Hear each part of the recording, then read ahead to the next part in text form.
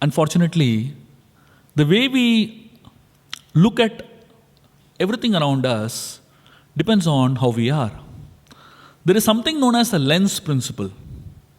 The lens principle says, who you are determines what you see.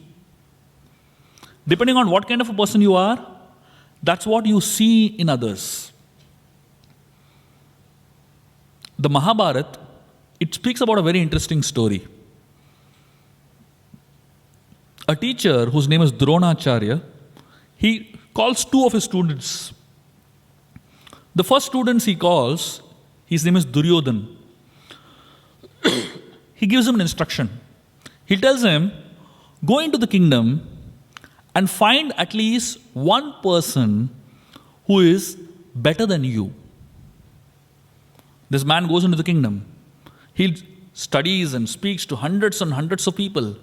And he comes back and he tells his teacher, I'm sorry, I couldn't even find one person who is better than me. And every person he saw, he found a defect that he didn't have. Surprising. In an entire kingdom, after meeting thousands of people, he couldn't even find one person who is better than him. Dronacharya asked his second student, whose name was Yudhishthir, to go into the kingdom and at least find one person who is worse than him. Yudhishthir again went into the kingdom. And after searching, speaking to thousands and thousands of people, he came back and he said, I'm sorry, I couldn't even find one person worse than me.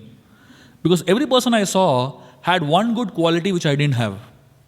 He had a list of names and he had a list of good qualities. Same kingdom, same people.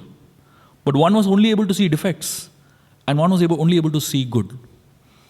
The understanding is that our analysis of others are expressions of our own needs and values. When we look at somebody else and say, this person is like this, we're actually looking at our own selves. This is known as the lens principle. That means, before you see somebody else, you have to understand you have a lens based on which we analyze others. Those lenses are essentially lenses of our own needs and values.